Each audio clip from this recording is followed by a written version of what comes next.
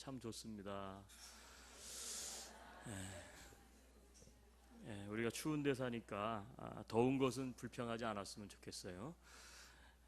우리 5월은 가정의 달, 우리 삼손의 가정과 인생을 통해서 우리 가정과 인생을 점검해보는 우리 삼손 클리닉이라는 주제로 오늘 세 번째 시간을 맞이합니다. 지난 시간 우리가 삼손의 금수저 출생을 통해서 우리는 첫째로 귀하게 태어나는 것도 중요하지만 더 중요한 것은 어떻게 사느냐 하는 것이 더 중요하다 우리가 보았고요. 또 삼손의 특출한 힘을 통해서 두 번째로 많은 재능, 많은 은사, 많은 소유를 가지고 사는 것보다 더 중요한 것은 그것을 어디에 사용하느냐 하는 것이 더 중요하다라는 사실을 우리가 배웠습니다. 오늘은 세 번째 시간 되겠습니다. 세 번째, 다음 주가 이제 마지막 네 번째 시간인데요. 제가 소제목을 힘의 사용법, 삼손은 힘을 가진 사람이기 때문에 이렇게 붙였습니다. 여러분, 삼손의 힘은 천하무적이죠. 그런데 그 힘을 사용할 줄을 몰랐어요. 특별히 오늘 세 번째로 그가 강한 힘을 가졌지만 가지고 있지 못한 게 있어요. 힘은 가지고 있었는데 문제는 뭡니까? 그 힘을 절제하는 것을 가지지 못했다는 거예요. 절제할 줄 몰랐다. 그래서 오늘 세 번째는요, 아무리 강한 힘을 가졌어도 절제되지 않으면 무용지물이 된다라는 세 번째 우리 레슨을 배우는, 같이 나누는 시간이 되기로 합니다. 여러분, 오늘 4절에 보면 삼손이 얼마나 큰 힘을 가지고 있었는지를 잘 보여주는 내용이 나오죠. 자, 삼손이 여우 300마리를 붙잡습니다. 여우 300마리. 총을 쏴서 잡은 것도 아니고 죽인 거 아니에요. 살아있는 놈을 300마리를 잡았어요. 이게 참 기적이죠. 300마리가 아니라 3마리도 못 잡기가 힘들잖아요. 어떻게 그 300마리나 잡았는지 모르겠어요. 우리가 만약에 여우를 산채로 잡는 게 우리 직업이라 그러면 평생 몇 마리나 잡을 수 있겠습니까? 아마 한 30마리나 잡을 수 있겠어요? 여우가 어떻다 그러죠? 여우 같잖아요. 여우 같아. 얼마나 여우 같으면 여우를 보고 여우 같다 그랬겠어요. 여우가 그렇게 쉽게 잡을 수 있는 게 아니잖아요. 저것도 아무 무기도 없이. 근데 300마리나 잡았어요. 15절에도 보면 나귀 턱뼈 하나로 블레셋 사람을 나귀 턱뼈 하나 가지고 싸움을 해가지고 몇 명을 죽입니까? 1000명을 죽여요. 와, 1000명을 나귀 턱뼈 하나 가지고. 그래서 기념비적인 지명이 만들어질 정도죠. 나귀 턱뼈 하나로 1000명을 죽였다. 그래서 생긴 지명이 뭐예요? 라맛 레히. 나귀 턱뼈 하나로 1000명을 죽였다는 뜻이에요. 엄청납니다. 마치 우리 에드몬턴의 저쪽 75 스트리트를 타고 건너가면 도로 이름이 나오죠. 모르세요? 도로 이름이 뭐죠? 웨인 그리스키 로드예요. 왜 지어졌습니까? 나귀 턱뼈 같은 하키 스틱 하나로 북미를 흔들었어요. 하키계를 아주 전설처럼 만든 사람이죠. 웨인 그리스키. 그 로드가 만들어졌던 것처럼 그렇다는 거예요. 라말레히 그러면 와, 삼손 대단하다. 나귀 턱뼈 하나로 블레셋 사람 군대를 1000명이나 때려 죽인 사람. 여러분, 그런데 삼손은 탁월한 힘을 가졌지만 문제는 뭡니까? 탁월한 힘을 가졌지만 그 힘을 절제할 줄 몰랐다는 거예요. 여러분, 이게 굉장히 중요해요. 힘이 있잖아요, 힘을. 근데 그 힘을 잘 사용하려면 절제력이 있어야 돼요. 힘을. 여러분, 우리가 많은 것을 가지고 있어요. 예를 들어서 소유를 많이 가지고 있다. 그럼 뭐가 있어야 돼요? 소유된 것을 절제하고 제어할 수 있는 힘이 동시에 있어야 되는 거예요. 그런데 한 가지만 있어요, 삼손은. 힘은 넘쳐나는데 이 힘을 절제하는 것이 없어요. 자동차가 아무리 엔진이 좋고 힘이 세다 그래가지고 밟으면 300km, 400km를 나간다. 근데 브레이크가 시원치 않으면 어떻게 될까요? 그 차는 의미가 없어요. 그렇죠? 마치 삼손이 그와 같았다는 거예요. 여러분, 우리가 혹시 뭐 나는 뭐를 가지고 있어, 나는 뭘 잘해, 나는 뭐 힘이 있어, 예. 근데 뭐가 더불어 있어야 돼요? 절제력이 있어야 돼요. 예. 절제력이 없다면 아무것도 아니에요. 예. 우리 여자분들 중에 나는 한 인물 해, 예. 그래서 나는 뭐 수술 받을 필요도 없고, 예.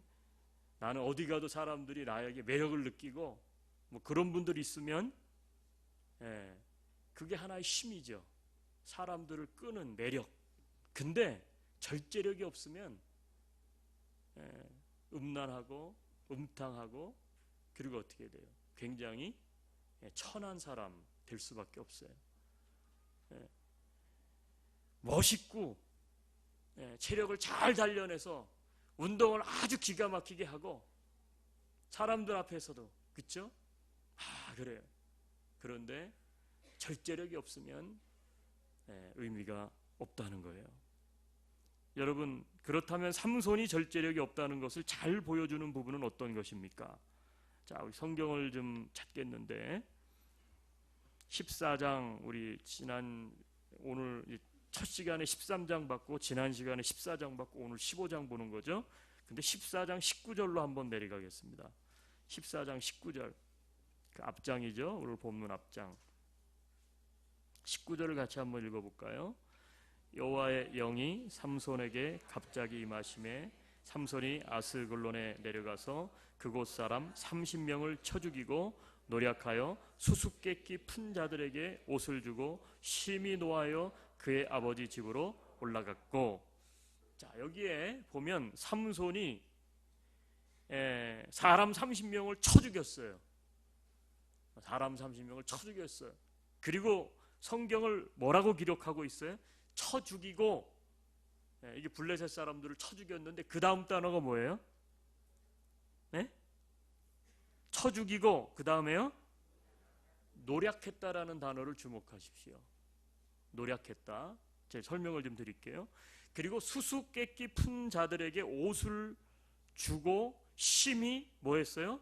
노하여 그의 아버지 집으로 올라갔다. 여러분, 이 배경은 잘 아시죠? 삼손이 사자를 죽였는데 어느 날 지나가다 보니까 거기에 벌집이 생겼고 벌들이 꿀을 만들어 놨어요. 그래서 그걸 따다가 자기도 먹고 아버지도 주고, 나실인의 어떻게 보면 율법을 그가 이제 파괴하는 모습들이 나오죠. 자, 그런데 이제 이 블레셋 딥나의 여인 집에 들어가서 잔치를 베푸는데 수수께끼를 냅니다. 삼손이. 무슨 수수께끼를 냈죠? 몇 절에 나옵니까? 14절이죠. 14장. 삼손이 그들에게 이르되 먹는 자에게서 먹는 것이 나오고 강한 자에게서 단 것이 나왔느니라. 이 수수께끼를 그러니까 신부, 자기 신부 집에 가서, 우리 옛날처럼 전통 혼례, 우리는 지금이야 뭐 결혼식장에서 하지만 양가가 모여서, 옛날에는 어디 가서 했어요? 신부 집에 가서 신랑이 결혼식을 하고 신부를 데리고 오죠. 맞습니까? 이게 이제 똑같은 거예요.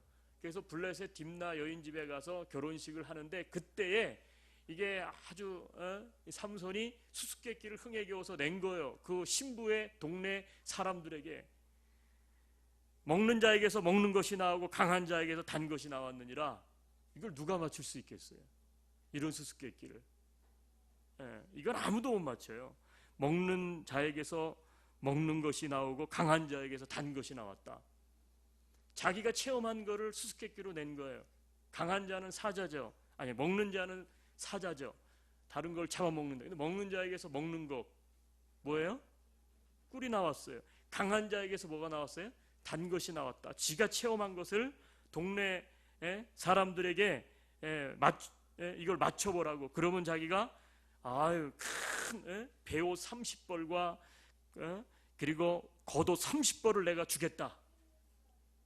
그러니까 자기가 이제 블레셋에 내려가가지고 신부를 데려오고 오는 그 동네 사람들에게 이제 인심을 쓰고, 자기가 이 정도 좀 부자다 이런 거를 과시하고 싶었던 삼손이 수수께끼를 자기가 경험한 사자에게서 얻은 꿀을 먹고 나서 그거를 내는 거예요.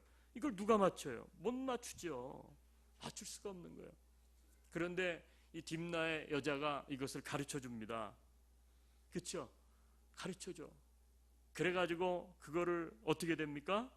17절 가보면 잔치할 때 그의 아내가 그 앞에서 울며 그에게 강요함으로 7잔날에는 그가 그의 아내에게 수수께끼를 어떻게 했어요? 알려주매 그의 아내가 그것을 자기 백성에게 알려줬어요. 18절에 가보면 수수께끼 해답이 이제 맞춰진 거예요. 그랬더니 이 삼손이 이건 누구도 못 맞추는데, 그래서 끝절에 보면 18절 내 암송아지로 너희가 내 암송아지로 밭 깔지 아니하였다라면 내 수수께끼를 능히 풀지 못하였으랴. 내 암송아지는 자기 이 아내죠. 아내로 밭 깔지 아니하였으면 어떻게 너희가 그거를 풀었겠느냐. 그리고 어떻게 됐어요? 화가 났어요. 자기 아내에게도 화가 나고, 어떻게 보면 믿을 수 없는 여인이잖아요. 그래가지고 19절에 보면 아스글론으로 내려갑니다. 그리고 뭘 줘야 되는데 그 주기 위해서 어떻게 돼요? 이 아스글론은 블레셋 땅이에요. 사람 30명을 때려 죽여요. 그리고 그들에게서부터 수수께끼 맞췄던 사람에게 줄 수밖에 없는 위에 자기가 약속한 그것을 얻기 위해서 어떻게 하죠? 살인을 저지릅니다. 겉옷 30벌, 내게 베옷 30벌과 겉옷 30벌, 이걸 얻기 위해서 사람 30명을 쳐 죽여요. 그런데 그 다음 단어가 뭐냐면 쳐 죽이고, 아까 뭐라 그랬죠? 노략했다 이렇게 기록해요. 성경은. 사람을 쳐 죽이고, 뭐 예를 들면 뭐 전리품으로 혹은 뭐 그냥 가져다가 이렇게 해야 되는데 단어가 노략했다는 거예요. 여러분, 노략이라는 건 좋은 표현이에요, 나쁜 표현이에요? 나쁜 표현이에요. 만약에 뭐 그럴 리 없지만 30명이 우리와 관계 있는 사람이라면 삼손은 어떤 사람일까요? 나쁜 놈이죠. 이유도 없이. 이유가 있어야 되잖아요. 이유가 있어야 되는데 이유도 없이 엄한 사람들한테 가가지고 죽이고 뺏어다가 그것을 나눠주고 화가 나가지고, 그리고 어떻게 했어요? 자기 아버지 집으로, 즉 유대로 다시 돌아왔다는 거예요. 여러분, 이것을 통해서 볼 수 있는 삼손이 절제력이 없다는 것을 잘 보여주는 첫 번째 것은 뭐냐면 삼손은 지나치게 감정적이었다라는 것입니다. 감정에 사로잡혀 있어요. 화가 나면 그걸 절제할 수를 못해. 앞뒤를 가리질 않아요. 자, 지나치게 감정적이었던 삼손은 거기서 끝나지 않아요. 그의 행동이. 오늘 15장으로 넘어오면, 자, 그 다음에 어떻게 됩니까? 자, 15장으로 넘어오면, 자, 성경을 다시 보죠. 얼마 후에 1절에 삼손이 염소 새끼를 가지고 그의 아내에게 찾아가서 내가 방에 들어가 내 아내를 보고자 하노라. 화가 나가지고 자기 이제 신부가 된 여자가 자기 수수께끼를 블레셋 사람들한테 가르쳐 줬으니까 화가 났잖아요. 화가 나가지고 갔다가 그렇게 전리품 갖다 주고, 그리고는 자기가 지멋대로 올라간 거 아니에요? 지멋대로 간 거예요. 같이 살지 않고. 근데 또 마음이 바뀌어가지고 염소 새끼 하나 가지고 또 내 방에 내 아내를, 그래서 이제 어떻게 보면 장인어른 집에 들어갔는데 내 아내를 좀 보고자 왔습니다. 그랬더니 1절 끝에 장인이 들어오지 어떻게 했다고요? 못하게 하는 거예요. 왜요? 아니 네가 갈 때는 그렇게 해서 가고 올 때는 와가지고 또 언제 그랬냐는 듯이 그렇게 해서 네가 마음대로 들어와?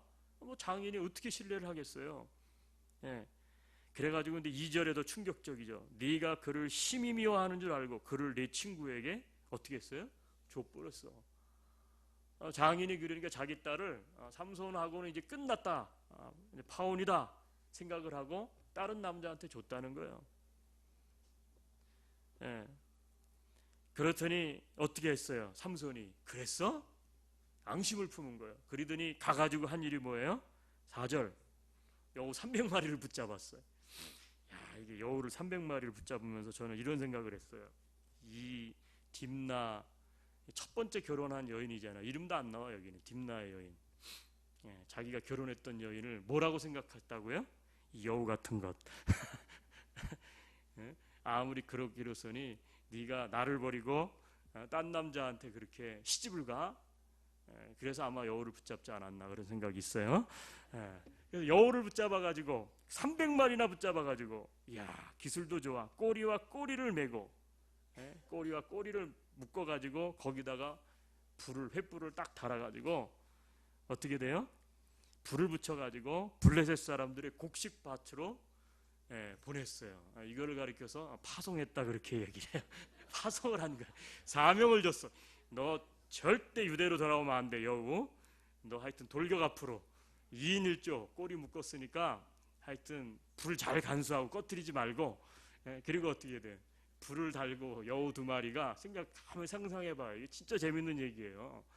여우 2마리가 묶여 있는데 가운데 횃불이 달려 있고 불이 붙어 있는데, 그렇죠? 곡식밭을 향해서 2인 1개조 특공대가 그러면 몇 조가 되죠? 150개 특공대가 되는 거예요. 팀이. 그래가지고 블레셋 밭으로 쫙 돌격을 해버렸어요.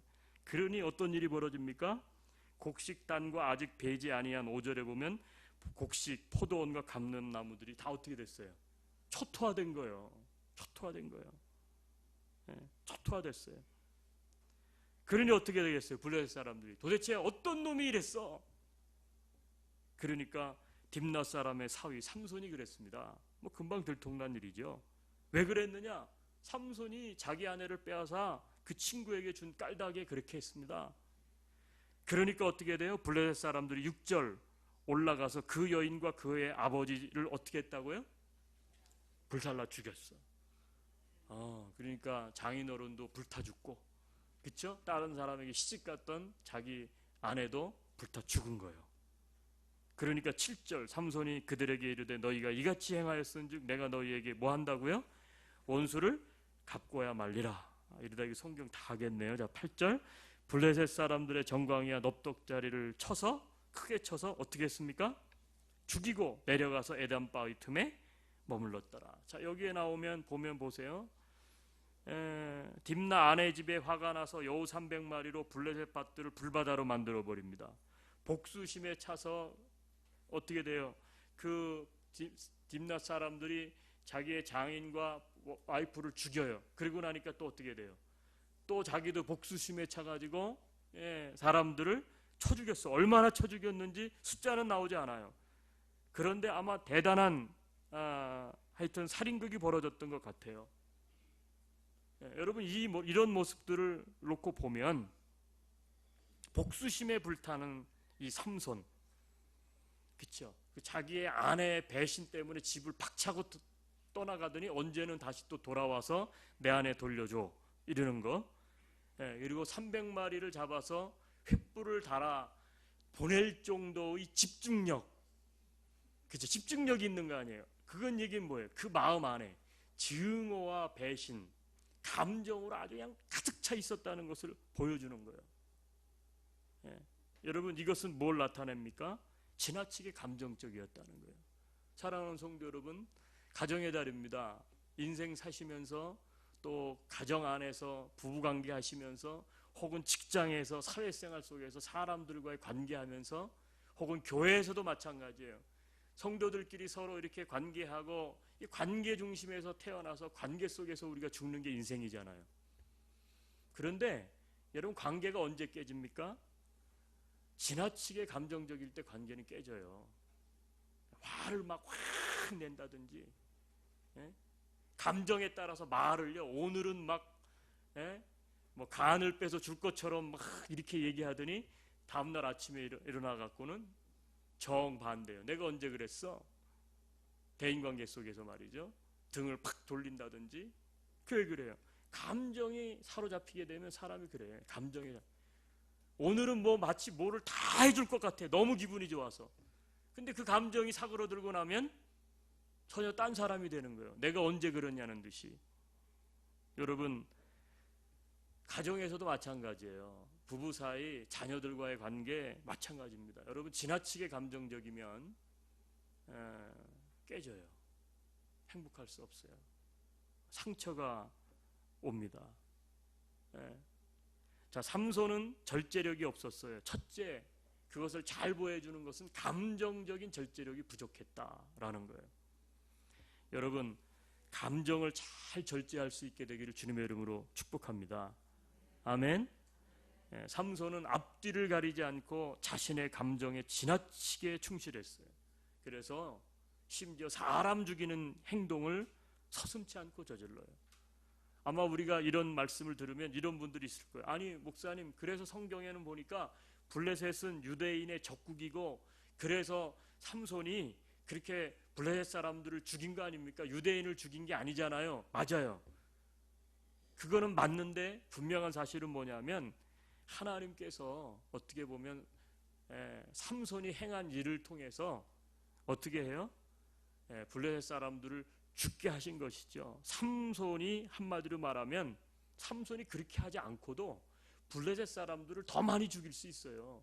싸움에서 더 승리를 할 수 있어요. 그런데 삼손은 완전히 개인 플레이 아니에요. 계획이 있어요, 없어요? 없잖아요. 전쟁을 통해서 죽였습니까? 아니잖아요.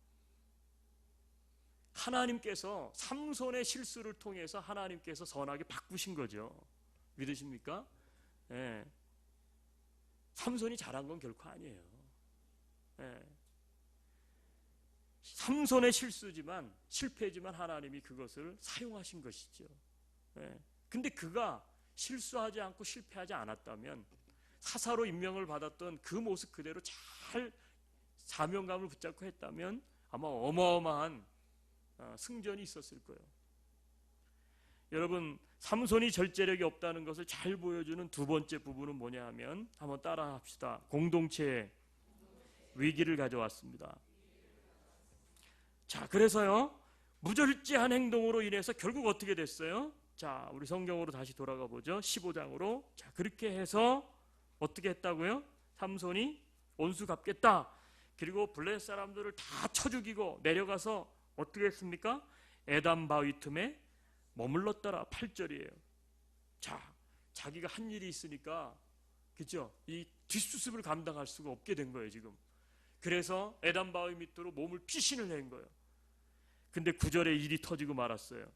9절에 뭐라 그럽니까? 이에 블레셋 사람들이 올라와 유다의 진을 치고 레히에 했다는 거예요. 10절에 묻습니다. 유다 사람들이 이르되 너희가 어찌하여 올라와서 우리를 치느냐?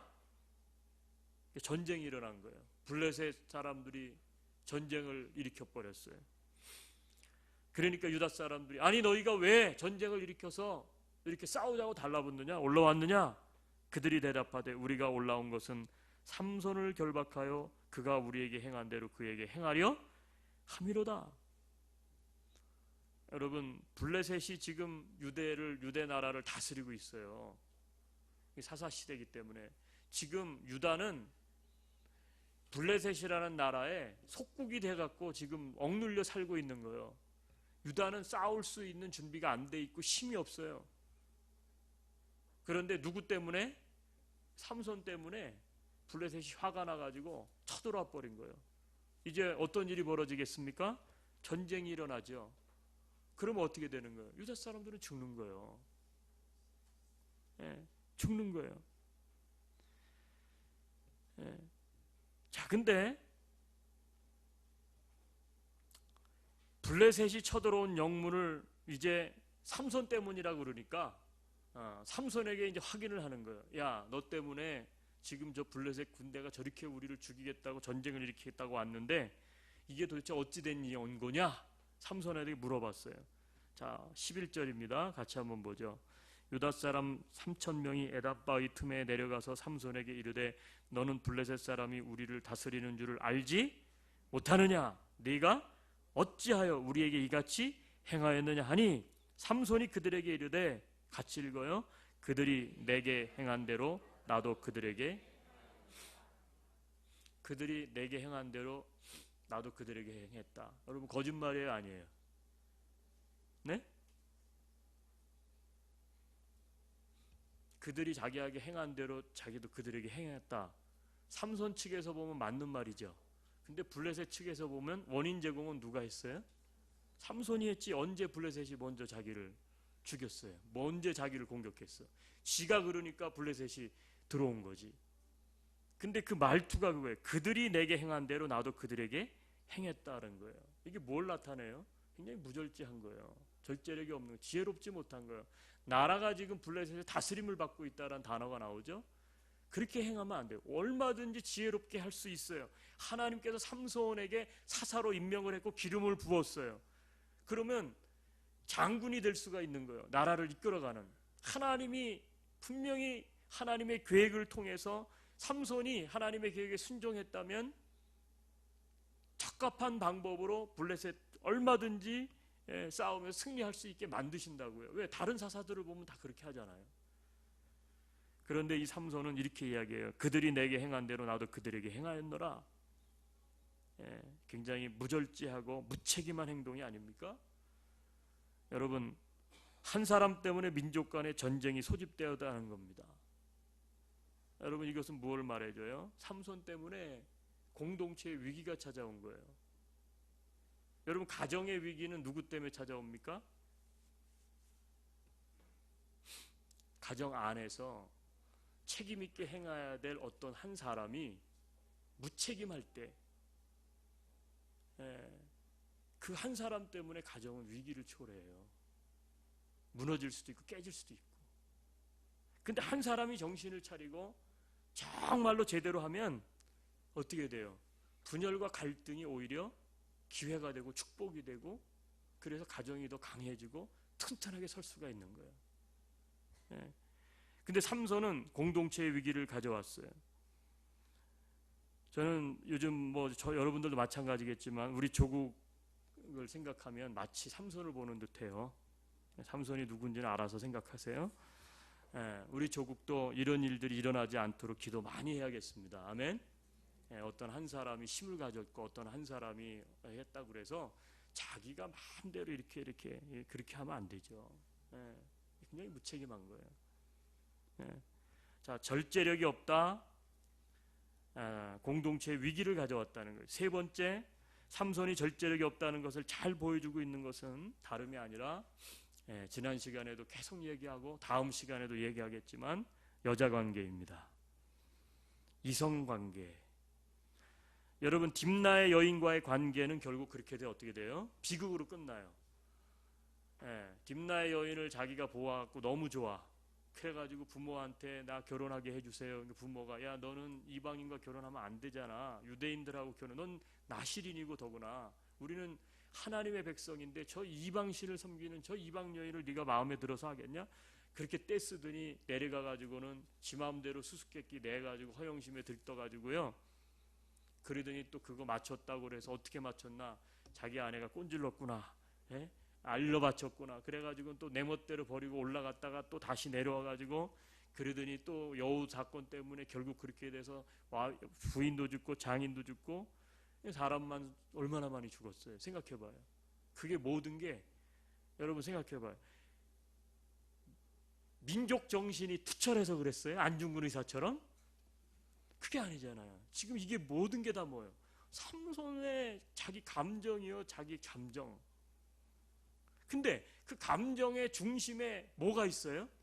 여자가 있는 거예요. 딥나 여인 하나 때문에 어마어마한 전쟁이 일어날 뻔했고 수많은 사람들이 죽었고, 그쵸? 재산적인 손실을 가져왔는 거예요. 여러분, 딥나 여인과의 관계는 한 번의 실수라고 합시다. 사람 살다 보면서 그럴 수도 있지. 이성의 눈이 멀어서 잠깐 내가 그럴 수도 있어. 그래요? 근데 이제 16장 다음 장으로 넘어가면, 자, 성경을 한번 펴보죠. 그 다음 장 1절만 보면 벌써 알죠? 자, 1절 같이 읽어요. 삼손이 가사에 가서 거기서 한 기생을 보고 그에게, 이상해. 이 삼손은요, 지난 시간에도 말씀드렸지만 유대인들 여자들은 눈에 안 들어와. 가사, 아사글론, 딥나 전부 다 어디예요? 전부 다 지금 블레셋이에요. 블레셋 지명입니다. 블레셋의 큰 5개 도시 중에 하나 가사잖아요. 근데 거기서 또 해필이면 딥나의 여인은 그래도 평범한 여인 것 같은데 이번에는 또 가사로 가서 거기서 누구에게로 들어갔다고요? 기생에게로 들어갔는데 딥나의 여자도 그렇고 여기 나오는 가사에 있는 이 기생도 그렇고 다음 장에 나오는 누구예요? 그 유명한 들릴라, 소래골짜기의 들릴라도 블레셋 여인이 아니에요. 근데 무조건 삼손을 표현할 때 앞에 한 단어가 딱 나와. 그게 뭐예요? 항상 봐. 한 기생을 보고. 그러니까 이 삼손은 눈에 딱 보면 어떻게 돼요? 보고 그냥 빠져버려. 딥나의 여인을 보고 빠져버리고 기생을 보고 어떻게 돼요? 빠져버리고 보면 빠져. 보면. 근데 아마도 이 여인들의 공통점은 삼손 정도가 빠질 정도 되니까 대단한 어떤 외모를 가지고 있었던 것 같아요. 지가 무슨 인터뷰를 했어요. 사귀어보기를 했어요. 데이트를 해봤어요. 그런 과정을 거치지 않았는데 그냥 뭐만 했어요? 보고 빠져. 보고 빠지는 거예요. 물론 나이 든 사람들은 시집장가 못 가는 사람들은 보고 빠져야 돼요. 여러 가지 생각하면 영원히 결혼을 못 해요. 그냥 딱 보고 눈이 멀어야 된다 그러죠. 그래야 결혼하는 거죠. 다 그래서 결혼하셨잖아요. 다 눈이 멀어서. 살아보니까 눈이 멀었구나. 야, 그때 내가 눈이 멀었어. 어디 좋다고. 물론 그런 것은 있어요. 그런데 이 삼손은 절제력이 없어요. 한마디로 말하면. 여러분 한 번에 실수입니까? 아니죠. 16장 넘어가면 딥나 여자 지나서 그렇게 혼쭐이 나고 민족 간의 전쟁도 일어날 뻔했는데 블레셋 가사로 내려가서 기생집에 들어가요. 그리고 또 블레셋 사람들이 삼손이 왔다는 게 정보가 들어가니까 또 어떻게 돼요? 밤에 와서 죽이려고 샥 진쳤는데 심자랑하잖아요. 성 문짝을 빼가지고 그거를 들고 가. 난 그 이해가 안 돼. 왜 그걸 들고 가? 그러니까 힘은 하여튼 굉장했던 것 같아요. 나중에는 블레셋 스레골짜기에 들릴라를 어떻게 했어요? 유일하게 사랑하게 되었다 이런 표현이 나와요. 사랑했대요. 들릴라한테. 결국 그녀의 유혹에 걸려서 나시린의 자기의 그 힘의 비밀을 털어놓고 말죠. 결국은 어떻게 돼요? 머리가 깎이고 그리고는 힘을 쓸 수가 없어요. 힘을 쓸 수가 없어. 그래서 결국은 두 눈이 뽑히고 그래서 노예가 되어가지고 끌려가는 처량한 신세가 되죠. 여러분 절제력이 없었다는 것 세 번째. 삼손이 왜 절제력이 없었나? 그걸 잘 보여주는 것은 이성의 눈이 멀었다. 이성의 눈이 멀었다.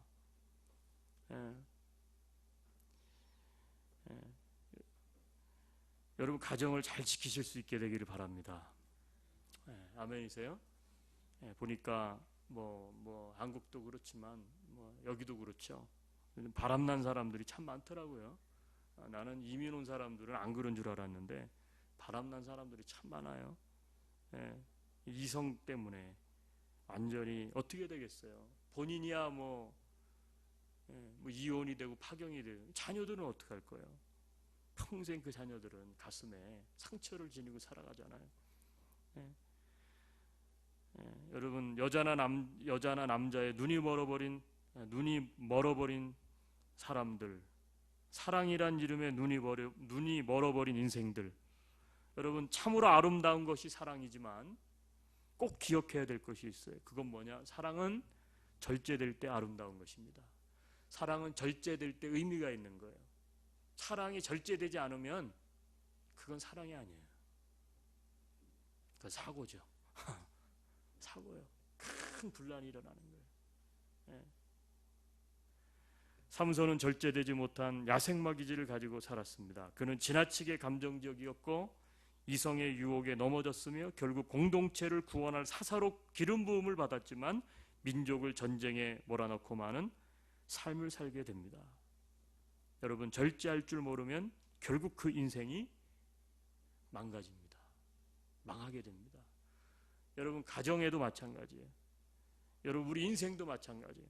지도자의 덕목 가운데 하나는 뭐예요? 절제력이에요. 절제력. 예. 신앙생활의 덕목 가운데 하나도 뭡니까? 절제력이에요. 신앙생활에 절제력이 없게 되면 그 신앙은 오래가지 못해요. 왜요? 사단의 손에 잡혀버려요. 바로 사단이 이용해버려요. 여러분, 말은요 야생마라 그러잖아. 야생마 멋지잖아. 야생마. 근데 야생마는 명마가 될 수가 없습니다. 힘은 좋아요. 사람이 타면 막, 여기도 뭐 우리 여기 로데오 그거 나오는 거 보면 그쵸? 막 소에게도 올라가 타고 또 말에게도 올라타고 막, 그래서 막 날뛰잖아요. 길들여지지 않은. 뭐라고 불러요 그 소를? 미친 소라고 부르잖아요. 미친 소. 자, 그러면 길들여지지 않고 막 날뛰는 말은 뭐라고 불러요? 미친 말이에요? 우리 원주민 추장 가운데 크레이지 홀스 있잖아요. 이름이 크레이지 홀스예요. 유명한 백인들과 마지막까지 싸웠던 크레이지 홀스. 여러분, 야생마는 길들여지지 않으면 명마가 될 수가 없어요. 길들여져야 됩니다. 그래야 그게 명마가 되는 거예요. 여러분, 우리 인생도 마찬가지인데, 뭐 놔두세요. 내 마음대로 살아요. 뭐 애들, 아이 그거 뭐 괜찮아요. 내 마음대로 키워요. 길들여지지 않고 지 마음대로 하면 안 돼요. 가정도 그렇고 자기 인생도 그렇고 그렇게 되는 게 아니에요. 인생이라는 게. 여러분, 야생마 힘은 얼마나 좋습니까? 장점이죠. 최대의 장점. 그러나 명마는 될 수 없어. 길들여지지 않으면. 길들이는 게 뭐예요? 이게 절제력이라는 거예요. 신앙생활도 마찬가지입니다. 따라서 여러분, 그리스도인들에게 필요한 훈련, 지난 시간에 봤어요. 심의 사용법. 그래서 첫째, 나시린으로서 우리가 훈련을 받아야 될 게 뭐라고요? 그리스도인들은 성결 훈련 받아야 됩니다. 두 번째는요, 하나님 백성의 정체성을 가지고 살기 위해서 구별된 삶의 훈련, 거절 훈련. 오늘 세 번째예요. 우리에게 필요한 훈련이 뭡니까? 절제 훈련이에요. 절제. 하고 싶어도 하지 않는, 참고 인내할 수 있는 절제 훈련. 이게 필요한 거예요. 여러분, 아이들을 키우실 때 가정에서 성결 훈련을 하세요. 하나님으로 구별됐다 우리는 그리스도인들아, 그런 삶을 살 수 있도록 아이들이 세속적인 것을 거절하고 사는 거절 훈련을 시키세요. 마지막 세 번째는 뭐예요? 하고 싶어도 하지 않도록 절제할 수 있는 절제 훈련을 시키세요. 근데 요즘은 뭐라 그래요? 해 막지 말라는 거예요. 아유, 병된다 그거. 나중에 후회해 안 했다고. 그래서 애들을 어떻게 키워요? 지멋대로 키워 그냥 애들이. 그러니까 어떻게 돼요? 사회생활을 못하는 거예요. 왜요? 사회생활은 나 혼자 사는 게 아니거든요. 사회생활은 공동체거든요. 그러니까 절제가 안 된 아이들은 공동체에서 어떻게 돼요? 제 역할을 감당할 수가 없어요. 여러분, 절제를 못하시는 분들은 교회생활 잘 못합니다. 그렇죠? 자기 하고 싶은 말 다 하고 행동 다 하고. 아니에요. 공동체 안에는 절제가 있어야 되는 거예요. 여러분, 안 된다고 말하십시오. 여러분, 멈추라고 말하십시오. 하고 싶은 대로 버려두지 마세요. 절제가 필요한 거예요. 아이들만 그런 게 아니라 우리 인생도 그래요. 우리 인생도 내 스스로가 이젠 안 돼. 이렇게 하면 안 돼. 이제는 그만해야 돼. 멈춰야 되겠어. 내가 하고 싶은 대로 아니에요. 그렇다면 오늘 말씀을 마무리하겠습니다. 몇 가지 한번 생각해 봐야 될 일이 있는데, 첫째, 여러분의 삶 속에서 절제되지 않는 영역은 무엇입니까? 말과 행동에 있어서 여러분은 절제된 삶을 사십니까? 감정을 잘 절제하고 있습니까? 이성과의 관계를 절제하고 있습니까? 이 네 가지 질문을 우리 스스로에게 해봤으면 좋겠어요. 삶 속에서 절제되지 않고 있는 영역은 뭔가? 말 혹은 행동에 있어서 내가 절제된 삶을 살고 있는가? 가정에서나 공동체에서나 어디서나 감정을 나는 잘 절제하고 있는가? 이성과의 관계를 절제하고 있는가? 우리 같이 한번 기도하겠습니다.